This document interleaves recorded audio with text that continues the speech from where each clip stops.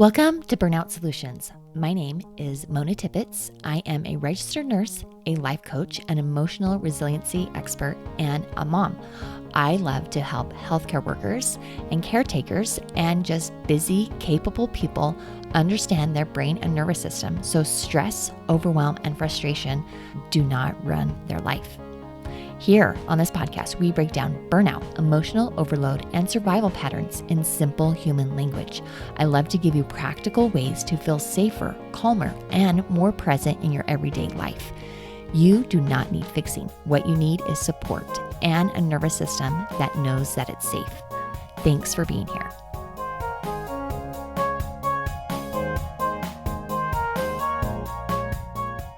Hello and welcome back to the podcast. I have been watching the Olympics and thinking a lot about New Year's resolutions still and creating the life that you love. And I have thought a lot about limiting beliefs and how some people, like Olympians, I totally believe that a lot of their game and their performance is because they have a good mindset. And not only that, but they have created habits, they have created patterns, they have done the work and taken the action to become these amazing athletes. And I love watching that. I am not a huge TV watcher, even when it comes to sports, but I really do love the Olympics.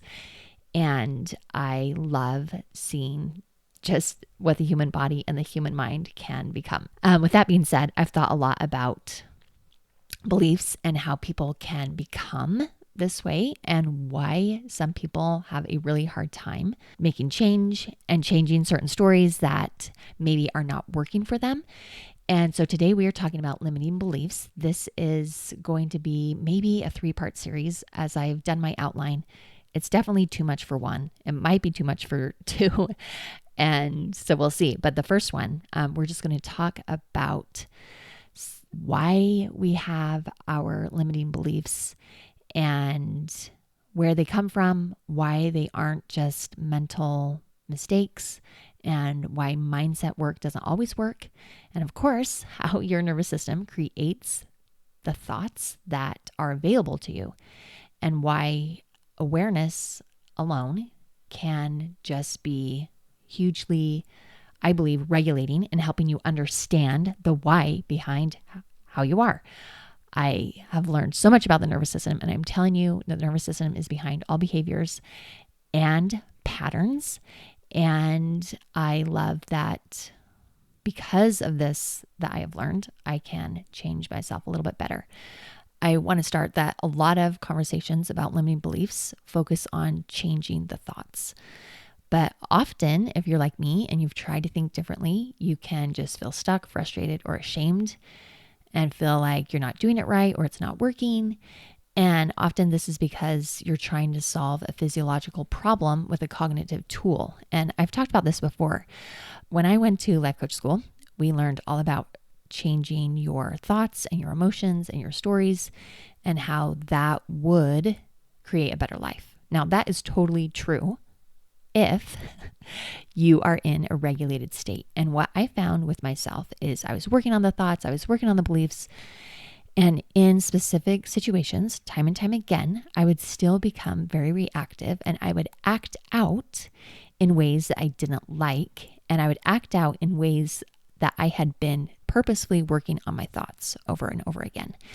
And I thought, what is wrong? Like, I'm doing the work, I'm trying to make the change, and still I get very reactive. And now I know that is called the amygdala hijack, and your nervous system physiologically can take over your logical brain, and your logical brain goes offline, and all of that logical work that you've been working on flies out the window.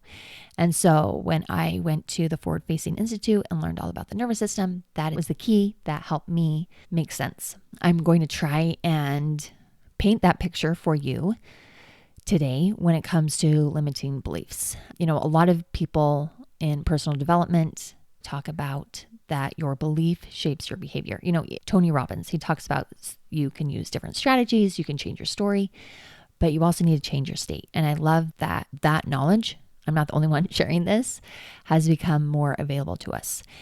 But often when we just talk about logical ways and affirmations, something is missing because beliefs do not originate in your mind, they originate in your nervous system. And limiting thoughts are not just mental errors, but what they are top-down narratives created by the brain to make sense of a bottom-up physiological state of survival. So what does that mean? In my presentation, I talk about this a lot. There's the vagus nerve, and the vagus nerve is the 10th cranial nerve. You don't really need to know that, but this is the physiology. And then it innervates your organs, and the vagus nerve tells your eyes to dilate, to fixate, to open. It tells your heart to beat faster, beat slower, your kidneys to work harder, not work harder, your digestive system to rest and digest, or to fight or flight. Because of all this innervation in the body, the vagus nerve communicates to the brain, and 80% of that communication between the body and the brain is actually from the body, and only 20% of the communication in the body comes from the brain down. So when we only are working on the 20% of the information, we're not working with the physiological state or the bottom up, the parts in the body that are communicating to the brain. This is work from Peter Levine and Deb Dana and Stephen Porges.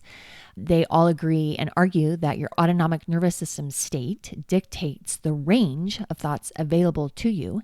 And most of us were taught, to change the thought, reframe the belief, say affirmations, push past resistance. And although sometimes that works, your nervous system has to already feel safe. And for myself and with all of my clients, for whatever reason, we are stuck in or have been, or find comfort in feeling like different autonomic nervous system states are safer than others and they feel normal. And being in that zone of resilience where life actually works better, it feels off. And so sometimes when you use these tools of changing our thoughts, reframing the belief, all these affirmations, post-it notes, those can actually cause more stress because we feel like it is not working, and it can leave us exhausted and stuck because that adds more stress, and the nervous system hears you are wrong. You are not enough yet. You need to try harder. You need to make changes and it's still not working. And the nervous system responds by tightening up because it needs to protect itself from these harmful thoughts that your brain is giving. So this is where nervous system science can change everything. And I love this. This is from Stephen Porges. He says your autonomic nervous system is always asking one question: am I safe? This is before any logic comes on. This is before any motivation can take place. This is before any mindset and attitude work can be done, because your state comes first. And then your body creates sensations based on that state. Emotions emerge from that state. And your brain creates a story that makes sense of those sensations. I like to say that your brain is creating a story based on the evidence that your body is communicating to it. So instead of I think this, therefore I feel this, it's actually I feel this in my body, therefore I can think this. And we have a range of thoughts available to us because our brain is proving the story true of what we feel, and then we pick those thoughts from that range. This is why you can know something intellectually, but still not believe it emotionally. Your brain is just trying to explain your physiology. So let's keep expounding on that. From Deb Dana, I love this. She teaches, and lots of other nervous system experts do, that the brain is a meaning-making machine. It has to explain what's happening inside of you. So when your nervous system shifts out of safety and into survival, or from good stress to bad stress, I call it eustress and distress, your brain immediately starts scanning for a reason that physiological shift is happening in your body. So let's talk about a little bit of these states. This is nothing new if you've been listening to me for all of my podcasts. If you need more information, there's several podcasts that talk about polyvagal theory. Again, the zones of polyvagal theory are there's zone of resilience, there is hyperarousal, there is hypoarousal, and then there's a combination of the two. And we're just going to call it freeze. So it's two opposing forces at work. So let's start with dorsal vagal stories. So when someone drops into shutdown, and I do want to mention that your body, for whatever reason, chooses a preferred second home. If you're not in the zone of resilience, some people usually drop down to shutdown, whereas some people go into hyperarousal versus hypoarousal, which is shutdown. So if somebody drops into shutdown, let's say, so they feel collapsed, they feel numb, they feel heavy. And these are the things that the body feels. And you feel slow, you feel heavy, you feel disconnected, you feel hopeless. Your brain can respond to stories like, I'm not enough. What's the point? I can't do this. I'm unlovable. Nothing will change. And these thoughts aren't random. They just match the state that they're in. So, if you were to tell somebody you are lovable, but they don't feel lovable, maybe they want to disappear. They feel grief when they feel that. And I'm not going to say that people really walk around feeling like this thought is on repeat. I feel unlovable, but the underlying message that is being spoken in your brain is, I'm unlovable, I'm not enough, I'm not worthy. And those thoughts feel very true because of the way that your body is feeling. In hyperarousal, you can have racing thoughts, tight chest, lots of energy in the body. And often those thoughts are based in fear because, what does fear feel like in your body? It feels fast, energy, run, fight, very aggressive. And when that is a foundation of your thoughts are, I need to do this, I need to move, I have to, I need to. And you can tell yourself a million times nice positive thoughts, but they just don't feel true or real in your body because they do not match. There's a mismatch. If somebody says to you, yes, you can trust me, but maybe the body language that they're showing, their facial expressions, the things that maybe they've done in the past, if you've had interactions with them, they can influence you and your body feels, no, I can't trust you. And even if your brain wants to, there's a mismatch. So these thoughts and these different states aren't random. They just match the state that you're in. And this is really the polyvagal ladder in action. As you move down the ladder or over the curve, like I talk about in my presentations, you're going from feeling calm and resilient and safe into danger or distress. Your thoughts become more rigid. They become more protective. Your beliefs become more absolute. They become more black and white. They become less curious, less compassionate, less flexible, more judgmental. Again, this isn't because you're failing or doing it wrong. It's just a nervous system physiologic response in order to protect you. Let's talk a little bit about neuroception and how the nervous system picks up on those. So again, neuroception is your body's subconscious ability to detect safety or danger. And this is all happening unconscious, without logic, without choice. So before you could even think, I can't trust this person, your body has already decided this isn't safe based on a tone of voice, a facial expression, a past experience, a power dynamic, an internal sensation, something that you heard, the furrowed brow. And once the neuroception detects danger, your physiology shifts, and what happens in your body? Your muscles tighten.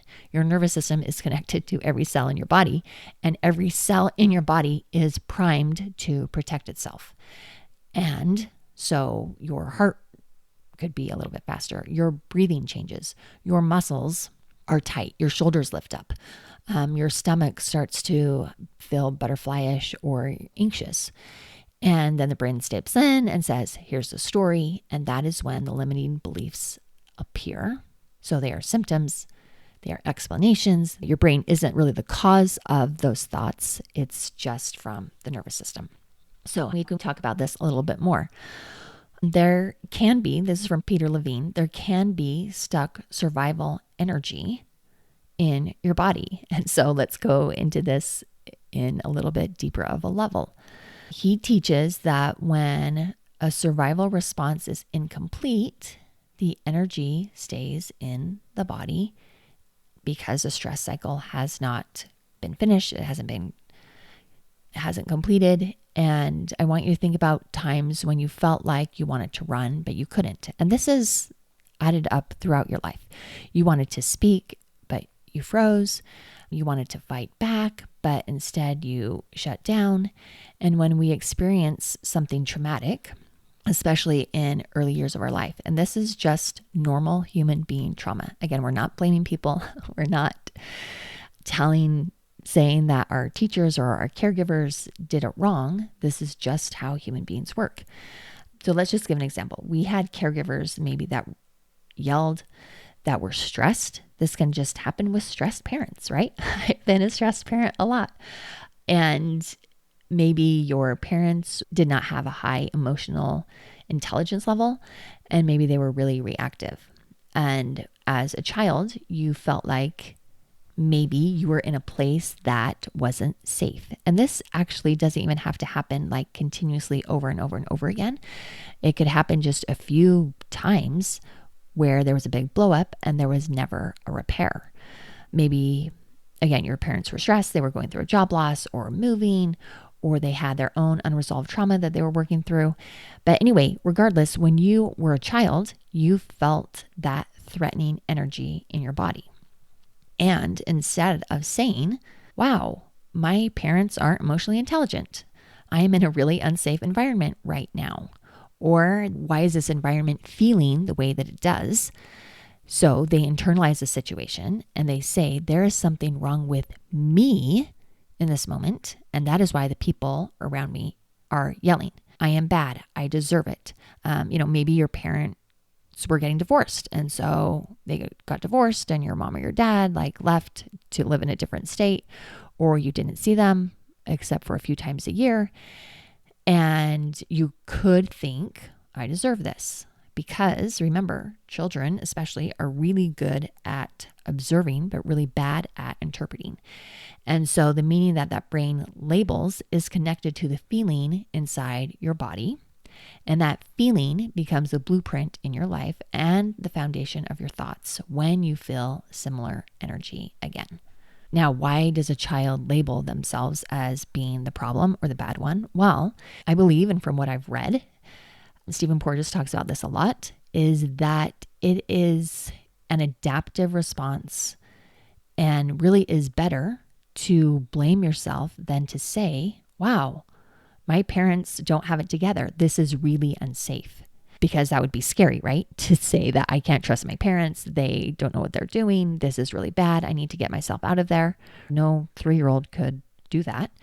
And so it's easier for them to say there's something wrong with me. And that is why children manage their parents' emotions by changing their behavior to fit in.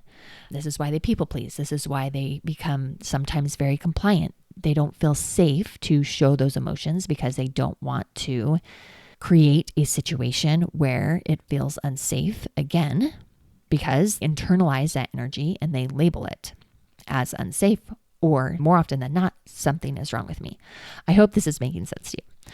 So this feeling continues throughout your life, and you'll either feel like being hyperarousal or hypoarousal is the best state to live in, or your nervous system goes there very quickly in a situation where yelling happens again.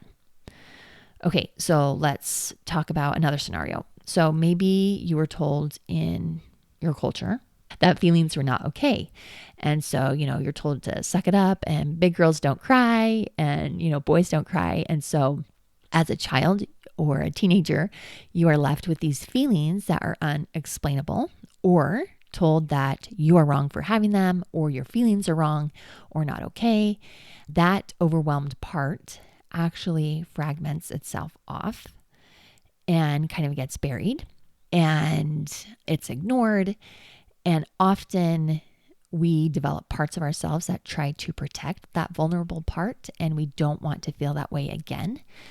And so sometimes when a similar situation comes up, our quickest emotion is that we feel angry because we want to protect ourselves from feeling that way again. And so we're fighting off that person or that situation that is digging up that part of ourselves that we had buried. And we want to hide that sadness. We want to not feel that again. And so we develop a protective part that holds the story that I am wrong if I have this emotion. So when those emotions come up again, all of those insecurities and all of those limiting thoughts surface up, and we believe that those stories are true. Okay, here's another one that I've thought of with a lot of overachievers with my clients. It's so fun to coach people who have experienced similar things as I have. And I'm like, I totally understand you. I've experienced this. One thing that I see often is that high achievers and maybe workaholics were raised by high achievers and workaholics. And sometimes the story that part of ourselves uses to explain that is, oh, my parents are super hard workers. They're taking care of all of this stuff. And therefore, their work is more important than I am. Their career is more important than I am. Their, whatever. It can be hobbies. It can be anything. And I feel neglected in my bids for attention, in my bids for care, in things that I have going on in my life. And again, this is not to blame. This is where children are very good at observing and not interpreting. And so they label themselves and create a limiting belief, a limiting story that is on repeat, that I am not important, I am not enough, I am not important enough because I see that my parents work really hard at work. And when they come home, they don't give me the attention that I feel like I need. I'm dismissed. I feel neglected in my needs because at that moment they have a low capacity to help me. And as a parent, I have seen this in myself. I understand that, as adults, we can work really hard. And when we do come home, you just want to be left alone. Or maybe the last thing you want to do is go to your child's game or help them with your homework or whatever. And so the child can interpret this and they feel like their needs are not important. My needs are neglected.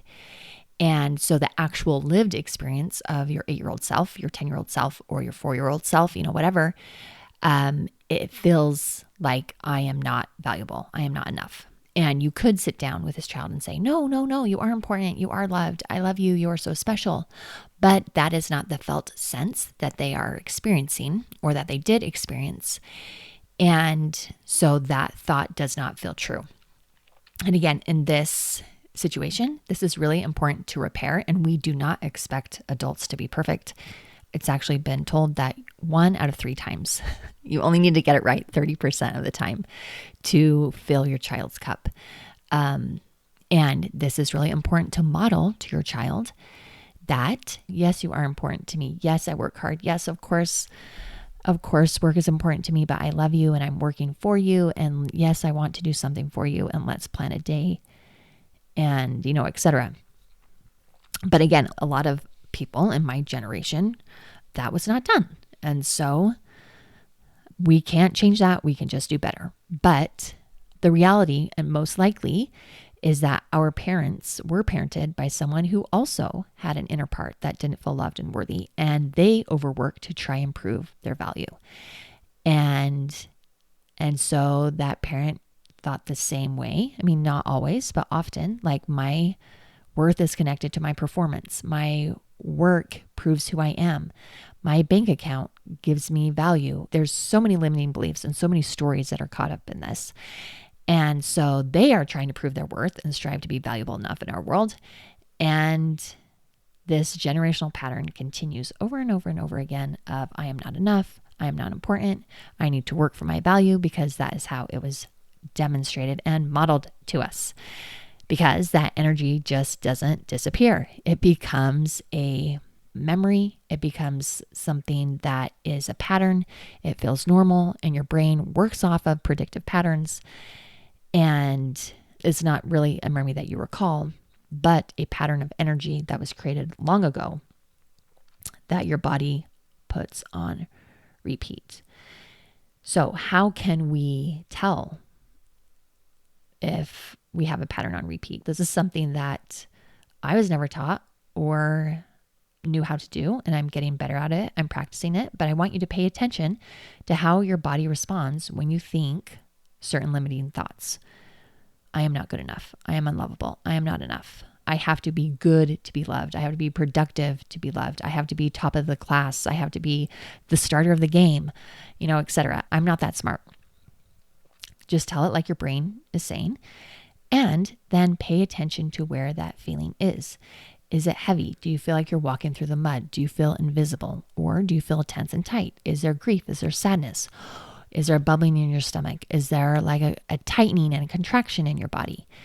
And those feelings are what is confirming that thought, the fear, the rage, the anger, and that affect is what confirms the thought. And also, the more that you think these thoughts, it actually strengthens those thoughts, and it creates a stronger neural pathway over and over again and becomes a pattern, and it becomes procedural. It's a memory that keeps coming up over and over again. So it is not physiologically possible to believe something that you don't feel is true. I cannot believe something is true in my body if that body experience doesn't support that thought. And again, your autonomic nervous system creates your story and your thoughts. It is the foundation of your thinking. It actually creates your entire experience. We have these experiences as a child, so years later, our nervous system stays alert. Our body behaves as if it's still in danger, even if it isn't. And the brain says we need to still be like this. There must be a reason. When people roll their eyes at me, when they, give me the side eye, when people are yelling, there must be a reason. And that reason becomes a belief. So I hope this is making sense. If not, get on a free call with me and I can walk through this with you and find out what's going on in your life and what pattern you might be having. So with high achievers, why does pushing harder often make it worse, or often, we can't get rid of this limiting thought? Because when you try to override these beliefs, these limiting beliefs with discipline, your nervous system hears, again, more pressure, more threat. I have to change this. I have to be better. This is ridiculous. I'm not enough, et cetera, et cetera. And this doesn't create safety. It creates more self-attack, and your nervous system stays defensive and the belief stays in place. So we are going to talk about these more in the future. But the most important takeaway from today is that limiting beliefs are not necessarily problems to eliminate. They are signals from your nervous system that is protecting you. Your nervous system and your brain are doing the very, very best at their job, but often they are doing it in a way that is not helping you create the life that you love. These are adaptive strategies. These are beautiful, wonderful ways that our body works. And these adaptive strategies and patterns do not disappear through criticism. They soften through safety. And when you can shift your state, your thoughts change. Your foundation of your available thoughts expand. Your beliefs start to loosen. Self-trust increases, not because you force it, but because the body no longer needs protection and it feels that. Remember, the nervous system learns through modeling, through experience, not through telling, not through intellectual. So again, today, we're not changing anything. We're just understanding that our limiting beliefs make sense. Our body is doing what it was perfectly designed to do. It is not betraying you. And most importantly, I hope you can know that there is nothing wrong with you. There's nothing wrong with you. So next time, we're going to talk about how these states can get wired into daily habits, into identity and self-talk. And I'm going to go deeper into what thoughts come from each state with feelings, why certain beliefs can feel so persistent. And then maybe in part 2, I'm not sure. Depends on how it goes. If not, in the next part, we'll talk about how to gently shift it so that your nervous system does believe that you're safe. And it is not about force. It is not about willpower. It is not about white knuckling. It is about, again, demonstration. Thanks for listening throughout this week. I want you to say, instead of what is wrong with me? Why do I have this limiting belief? Try asking, what does my nervous system need right now? And just the awareness that it is a nervous system need and it is a nervous system doing its best to help you. I feel for myself and for all of my clients that I have taught this to, it makes sense. And then we can use our intellect, to help the 80% of our nervous system feel safe. Thanks for listening. If you need more clarification on this, I offer a free coaching call to anyone. You just sign up on my website, and I love to have people experience coaching for yourself. Also, if you could rate and review this podcast, that would be amazing. It doesn't take long, but there are so many podcasts out there. There are so many people out there with a lot to say, and I love that. But if you could rate or review, it will help people who need this information get to them sooner. So thanks for listening and take care. Every week, you're learning something new here on this podcast, and that is a powerful first step. But guess what? Information alone doesn't create transformation. True change happens when you start to think differently and shift the nervous system patterns that drive your behavior.